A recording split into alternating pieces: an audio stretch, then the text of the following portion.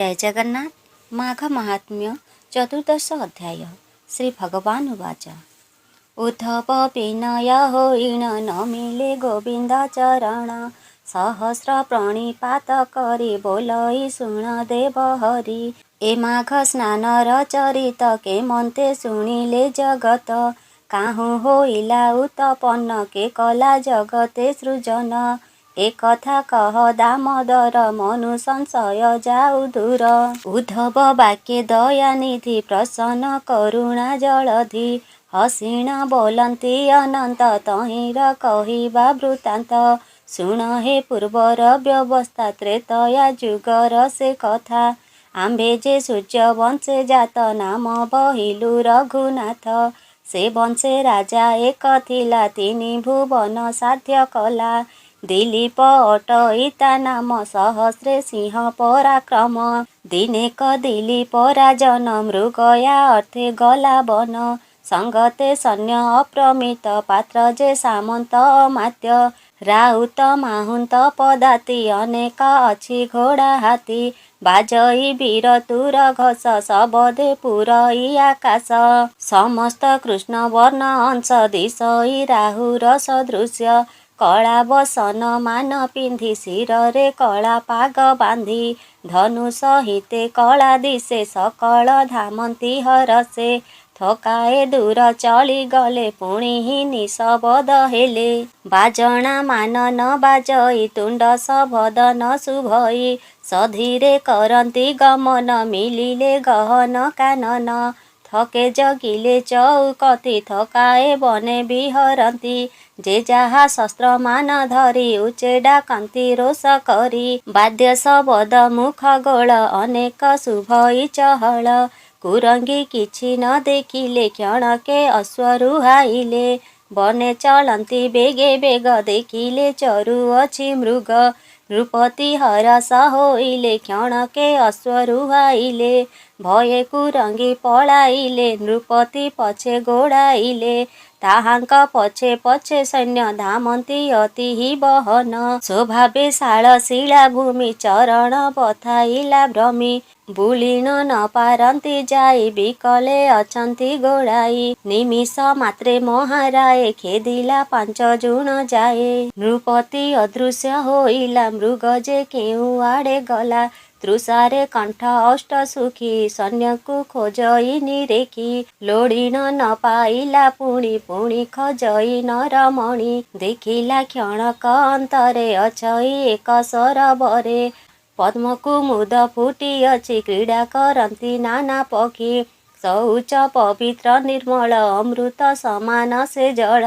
मुगुनी शिला चौकती तीरे ता बल पंक नास्ति से सरबर राजा देखी मने होइला महासुखी अश्वपीठिरु ओह्लाइला जल पाखकु बेगे गला देखी आनंद तार मन जलरे पशिला बहन श्रीअंग झिन बासे पोछि कूଳରେ उभा होई अछि वस्त्र पालटी वीरमणि पिंधिले आन वस्त्र आणी एमंत बेले सर्वसैन्य मिलिले राजा सन्निधान बोलंती राजा मुख चाहि ए बड़ कुपथ अटई तेणु जे न पारिलु आसी बणा होइलु बने पशि दय चरण तत्व चाहि गोड़ाई अइलु गोसाई शुणी बोलंती नृपराण ए कथा अटई प्रमाण हेमंत कहिण बसिले समस्ते जलपान कले राजार मन ही निमंते शीतल द्रव्यमान जेते अंतपुरकु नेइथिले समस्ते सेठारे भुंजिले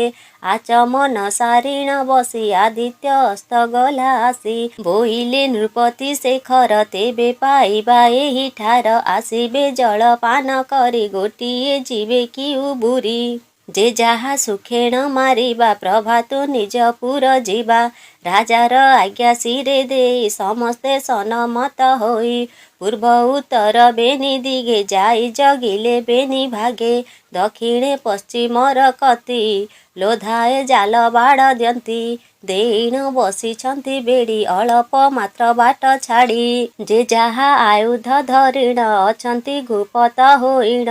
ଶୁଣ ଉଦ୍ଧବ ଦିବ୍ୟ ରସ ରଜନୀ ହୋଇଲା ପ୍ରବେଶ ଶପଥ ଘଡ଼ି ହୋଇ ନିଶି ମିଳିଲେ ବନ ଯିବେ ଆସି ମୃଗ ଶୁକର ବାହୁଟିଆ ଶଶା ସମ୍ବର ଯେ ସାଲେହା କୁରାଣ୍ଟି ଭଲୁକ ଶାର୍ଦୁଲ ଗଣ୍ଡା ଯେ ହରିଣ ଗୟଲ ଅଇଲେ ତୃଷାର ଆରତେ ପଶିଲେ ଜଳପାନ ଅର୍ଥେ ଦେଖିଣ ସମସ୍ତେ ଧାଇଁଲେ ଆସିଣ ପଥ ନିରୋଧିଲେ ଯେ ଯାହା ଶସ୍ତ୍ରକୁ ମାରିଣ ଘେନିଲେ ଜନ୍ତୁଙ୍କର ପ୍ରାଣ ମୃତ ପିଣ୍ଡକୁ ତଳେ ଥୋଇ କେତେ ବେଳେ ରାତ୍ର ପାହି ମୃତ ଜୀବକୁ ଘେନି କରି ଆନନ୍ଦ ମନ ସଭିଙ୍କରି ଭାର କରିଣ ବୁହାଇଲେ ନୃପତି ବିଜେ କରି ଗଲେ ଆଗେ ବଜାଇ ବୀର ତୁର ପଛେ ବିଜୟ ନୃପବର ବଡ଼ାଇ ସମ୍ଭାରେ ଚଳନ୍ତି ପଥେ ଦେଖିଲେ ଏକ ଯତି ହାରିତ ମୁନି ତାଙ୍କ ନାମ ତପି ଅଟନ୍ତି ହରି ସମ ଶରୀର ଗୋଟି ଅତି କୀର୍ଣ୍ଣ ସ୍ଫଟିକ ପ୍ରାୟ ତାଙ୍କ ବର୍ଣ୍ଣ ବସି ଅଛନ୍ତି ମୃଗ ଛାଳେ ଦ୍ୱାଦଶ ଚିତା ଶୋହେ ଭାଲେ ଶିରେ ଶୋଭିତ ଜଟା ଭାର ତମ୍ବାର କୁଣ୍ଡଳ କର୍ଣ୍ଣର କଣ୍ଠେ ତୁଳସୀ ମାଳ ଶହେ ଦିଶେ ଦୁର୍ବାସା ମୁନି ପ୍ରାୟେ ପରିଧାବନ କଷା ବାସ ସର୍ବାଙ୍ଗେ ବିଲେପନ ଭସ୍ମ ସ୍ଫଟିକ ମାଳ କରେ ଧରି ବିଷ୍ଣୁର ନାମ ଜପ କରି ବାମେଣ ପିଢ଼କ ମଣ୍ଡଳ ଥୋଇ ଅଛନ୍ତି ତପଶୀଳ ବସିଣ ଅଛନ୍ତି ଏକାନ୍ତେ ନୃପତି ଦେଖିଲେ ସାକ୍ଷାତେ ଅଶ୍ୱପିଠିରୁ ଉତୁରିଲେ ମୁନିଙ୍କୁ ନମସ୍କାର କଲେ କଲ୍ୟାଣ କଲେ ମୁନି ବର ବୋଲନ୍ତି ଶୁଣ ଚକ୍ରଧର ଏତେ ପ୍ରଭାତୁ ମହାରାୟ କି କାଜେ ଏଥକୁ ବିଜୟ ହସି ବୋଲନ୍ତି ନୃପରାଣ ଭୌମୁନି ସାବଧାନେ ଶୁଣ ଆମ୍ଭେ ଯେ ମୃଗୟା ଅଇଲୁ ପଥ ନ ଜାଣି ବଣା ହେଲୁ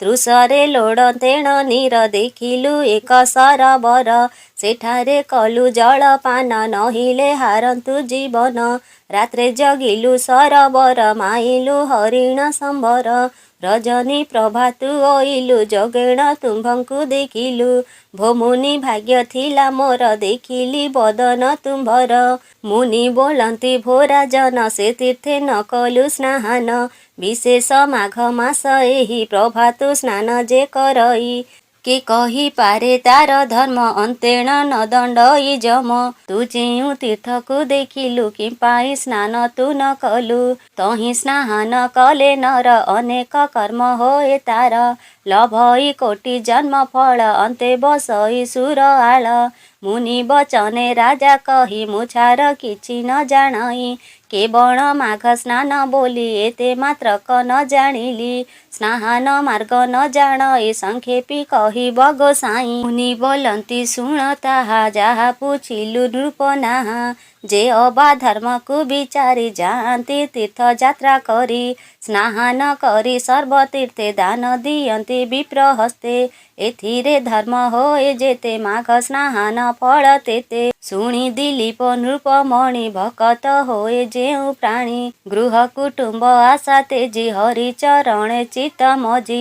ଆହାର ନିଦ୍ରା ମୈଥୁନ ମିଥ୍ୟା ବୈରାଗ୍ୟ ଲୋଭ ମାନ ଯେ ପଞ୍ଚ ମନ ଦୃଢ଼ କରି ତପ ସାଧନେ ଦିନ ହରି ଯେ ପ୍ରାଣୀ ଯେଉଁ ଗତି ପାଇ ମାଘ ସ୍ନାହାନେ ତେତେ ହୋଇ ଯେ ଅବା ଧର୍ମ ନିମନ୍ତେଣ ଦାନ ଦିଅଇ ତା ମନେନ ଲକ୍ଷେକ ଧେନୁ ଦେଲେ ଦାନ ତହିଁ ହୁଅଇ ଯେତେ ପୁଣ୍ୟ ମାଘ ସ୍ନାହାନେ ଯେତେ ଫଳ ଶୁଣ ଅଯୋଧ୍ୟା ମହିପାଳ ଆବର ଧର୍ମ ହୋଏ ଯେତେ ବଚନେ କହିବା ତା କେତେ ସମୟ ନାହିଁ କହିବାକୁ ଏବେ ମୁଁ ଯିବି ସ୍ନାହାନକୁ ବଶିଷ୍ଠ ମୁନିଙ୍କୁ ପୁଛିବୁ ସେହି କହିବେ ସିନା ସବୁ ଏସନ ବୋଲି କହିଗଲେ ନୃପତି ତହୁଁ ବାହୁଡ଼ିଲେ ନିର୍ଜନ ବନେ ପରବେଶ ଭଣେ ନୃସିଂହ ଦାସ ଶିଷ୍ୟ ପାମର କୃଷ୍ଣ ଦାସ କହେ ପଦ ହୋଇଲା ବିଶାସଏ। इति श्री माघ महात्म्ये महापुराणे श्रीकृष्ण उद्धव संवादे माघ स्नान धर्म कथने नाम 14 अध्यायः।